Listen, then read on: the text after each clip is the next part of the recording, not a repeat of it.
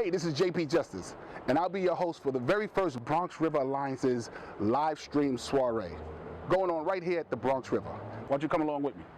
I'm here live from the Bronx River Alliance's headquarters, located here in the banks of the Bronx River. Now, if you like me, and you know the Bronx River has always been something we went around, they made an excellent headquarters right here, smack dead in the middle of the Bronx, and it's something you should come check out. I need you to do me a favor though, hang around to the end of this, because we got a fantastic program. And we also want to thank the people here at the Bronx River Alliance for putting together such a great soiree. It's important that we toast the people that made the Bronx River what it is today. We're going to kick it off with a video commemorating on how far the Bronx River has come, from a dilapidated, forgotten river into a vibrant river that the community is proud of. Come along. For years, the lower Bronx River was an abandoned dumping ground. Wildlife was sparse, uncontrolled invasive species eroded its banks, and litter filled its waters. Washing machines, toaster ovens, and even entire cars filled the river channel. However, that all changed in 1974 when a committed group of community activists decided that enough was enough. They came together to clean up the river, removing debris, stabilizing the banks, and informing the community about the importance of the river. Emerging out of this legacy of community activism that was re-energized in the late 1990s, the Bronx River Alliance was formed in 2001.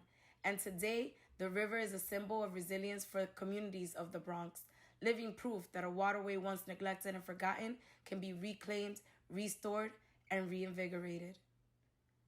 The flowing water of the river, once inhospitable to life, is once again supporting growing communities of wildlife such as herons, alewife, and yes, beavers. Community members who once avoided the river are now committed citizen scientists, volunteering their time to monitor the health of the river and stewarding the parks that line its banks. Local youth are learning about the natural side of their home borough, engaging in hands-on STEM education, exploring the Bronx River, and growing into empowered community stewards. Community members are being exposed to transformative on-the-water experiences through the recreation program, paddling the Bronx River via canoe, and seeing their home borough through a new perspective. And finally, Bronxites were patiently awaiting the completion of the Bronx River House, a cutting-edge green community gathering space, boathouse, and educational facility that would bring the community's engagement with the Bronx River to the next level. Thanks to the support of committed community members like you, the river was doing great. But right before we were slated to open the doors of River House to you, in March of 2020, the COVID-19 pandemic struck New York City. This has certainly been a hard year, but yet I'm coming to you from the community room right here at the Bronx River headquarters. This room is the culmination of hard work of the members of the Bronx River House. This is the place where things will happen. This is where community meets community and talks about new solutions to get things done to keep the river vibrant in our community right here. Let's go to the second video, and let me show you how the Bronx River community showed resilience in the face of this crisis. In March of 2020, the COVID-19 pandemic struck the nation. Across the country, people hunkered down, remaining indoors and protecting themselves from the virus. The Bronx River Alliance, like thousands of other organizations, canceled public programs. But once again, the Bronx River proved itself to be a symbol of the community's resilience. Our progress for the river and the community would not be deterred. Since the outbreak of COVID-19, more than 9,000 community members proved their commitment to the river, tuning in to the first ever virtual Bronx River Flotilla to help raise critical funds for the river during a difficult time. 31 local students continue to pursue their passion for ecological education by attending the Bronx River EELS pilot program, engaging in a combination of virtual and in-person programming. Let's hear what one of our EELS has to say about his involvement in the program. Hi, I'm Saquon Grizzle, and I'm here to speak for the trees. So, over the course of 4 weeks, I've joined the EELS internship program. I can say that over the course of 4 weeks, I have realized what it means to truly, appreciate nature.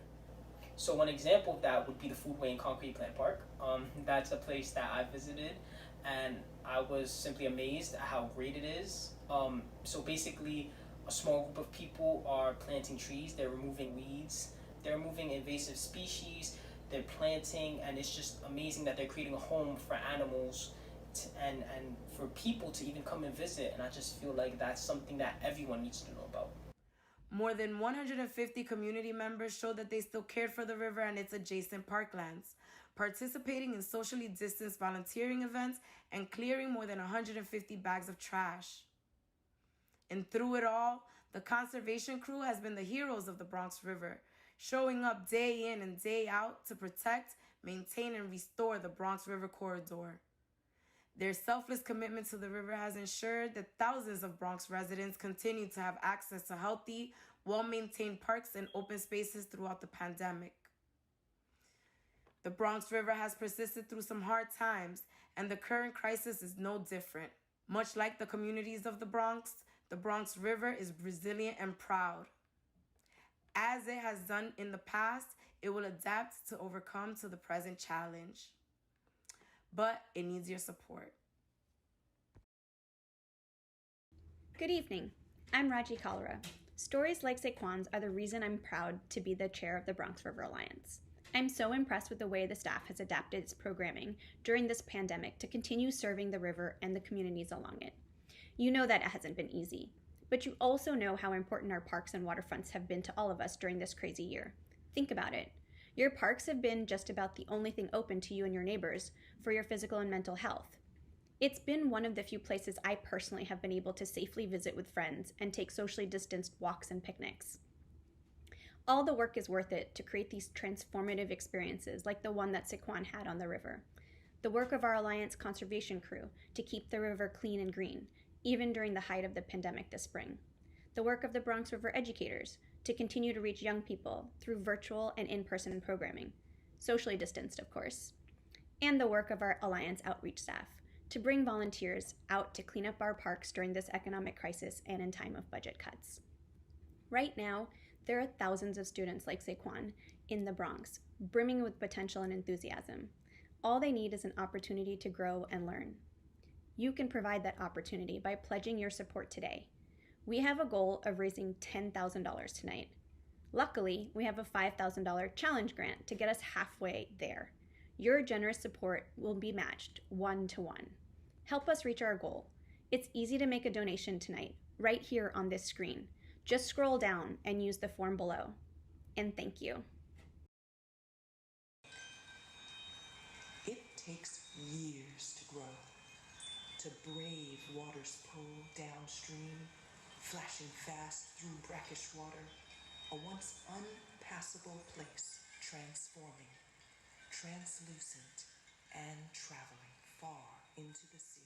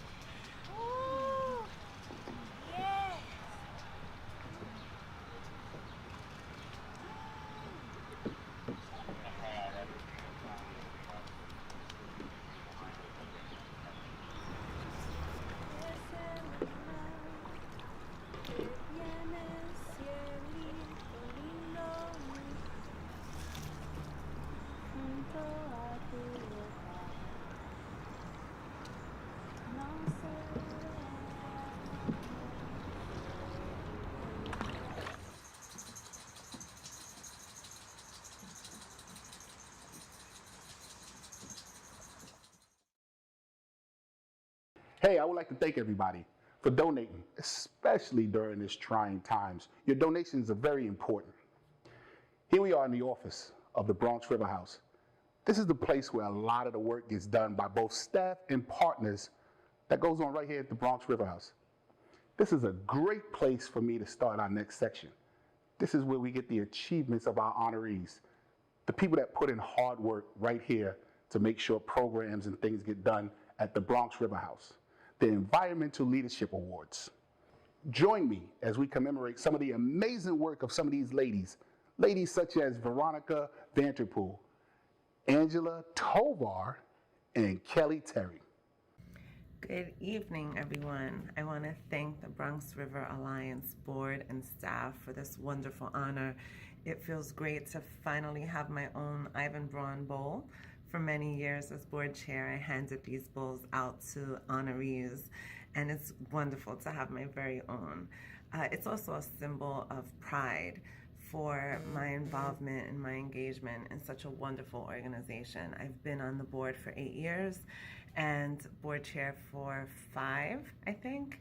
And it was just wonderful to partner with so many stakeholders and people who really love and care about the Bronx and care about our ecology and are interested in improving the resources that make our boroughs so rich and diverse. So it's wonderful after having grown up in the Bronx and not even knowing that there was a Bronx River when I was a little girl to be part of this resurgence and revitalization of this treasured resource. And I am honored to be amongst such wonderful honorees with Congressman José Serrano and Kellie Terry and Angela Tovar. All of us have had this indelible imprint on the work, but it's not just one person, it's not just a few people, it is many hundreds of people over many, many years and decades that have worked together to make the Bronx River what it is. So I thank you all for this honor and for being part of this evening's event and for supporting the great work of the Bronx River Alliance. If you're looking for impact for the dollars that you spent, your investment and donation in this organization is that value and matters. So thank you so much. Hey everyone, I'm so honored to receive this Environmental Leadership Award from the Bronx River Alliance and to share this acknowledgement with 2 incredible women who I consider my friends, and women that have shown incredible leadership on many community initiatives, including the decommissioning of the Sheridan Expressway, which, as you all know, resulted in a successful effort to bring better access to the Bronx River and expanded park space. I came to the Bronx fresh from receiving my master's degree at Hunter College, and what drew me there was how much of the fight for environmental justice just mirrored my own experience back home on the industrial waterways of Chicago. I was able to just share space and learn from some of the most dedicated organizers, people who have committed their whole lives to the transformation of this river and just the revival of the surrounding ecosystems. And the takeaways from just sharing this space with such a talented group of individuals is countless. I came to the Bronx River, specifically the Bronx River Alliance, in 2014, and I took on the role of Eco Team Chair and board member after the passing of my colleague and friend, Annette Williams.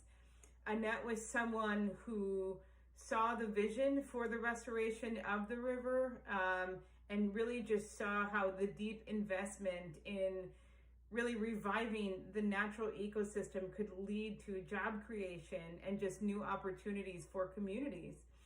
And I really just envision Annette smiling down on us and just really celebrating the many achievements of the Alliance, especially over the past few years, and including more recently, the construction and now opening of the River House.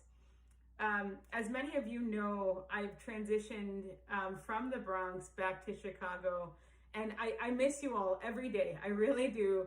And I could carry this community, the Bronx River community and the South Bronx community, in my heart every day. I now get a piece of the Bronx River to take home with me and to keep, here in my home. And I will hold on to this until I make my way back, which is hopefully soon. So I hope to see some of you all maybe this summer at Concrete Plant Park, and just want to thank you again. Take care. Hey Bronx River Alliance community, this is Kellie Terry coming to you live and direct from my living room in the Boogie Down.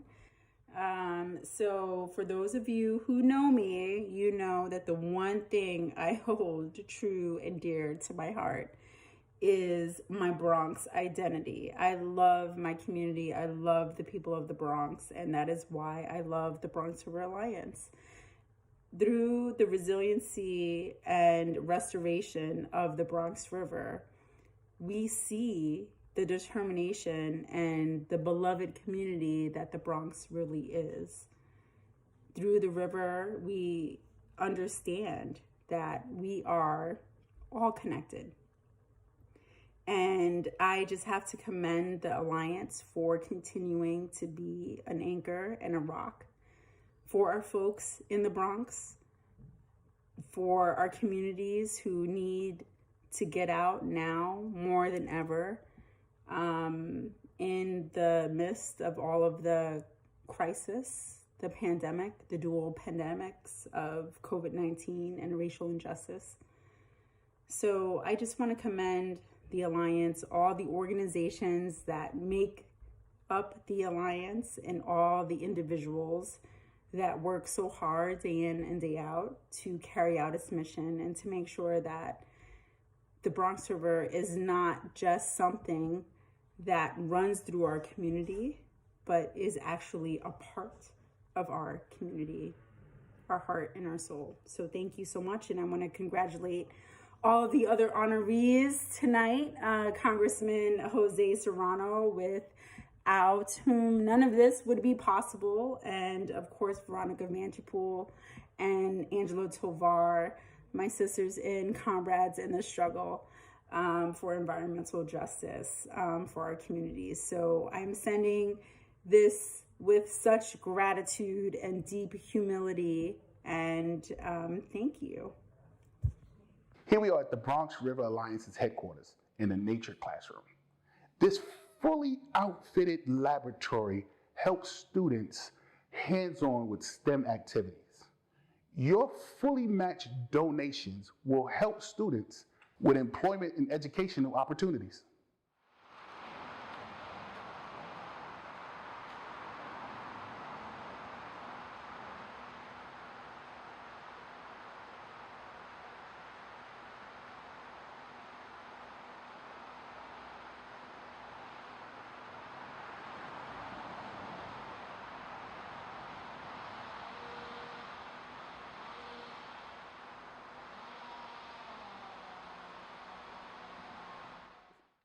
Hey, this is JP Justice, and as much fun as I had, I would like to turn the rest of this program over to Maggie so she can continue and tell you about our special guest.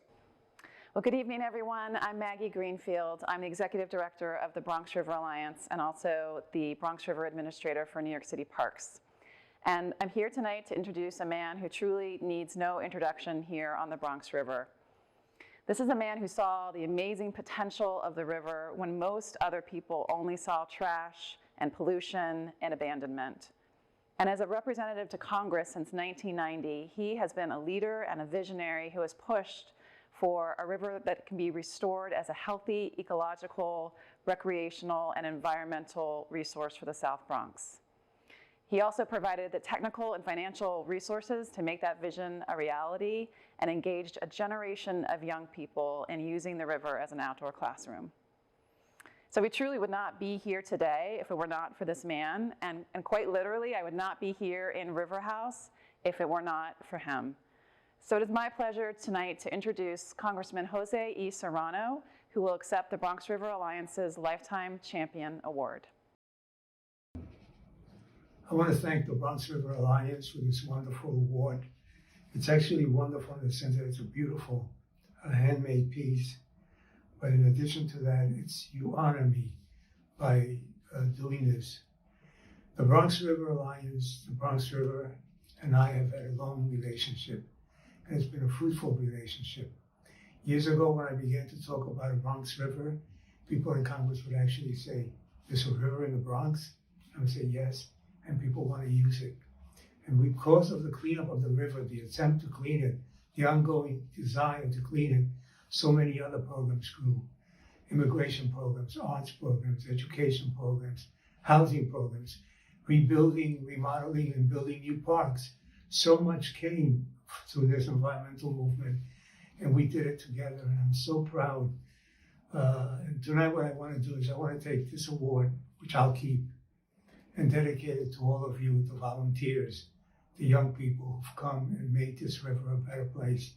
José the Beaver has a better place to be in today because he's here in the Bronx.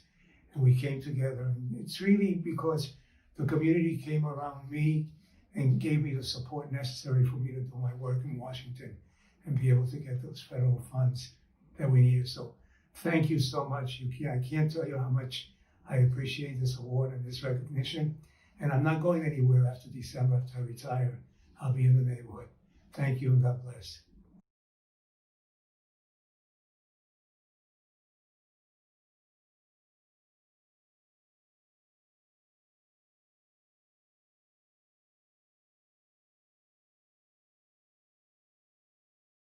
Hey there, everybody. My name's Chris Hayes. I am a host of All In with Chris Hayes, 8 p.m. on MSNBC on weeknights.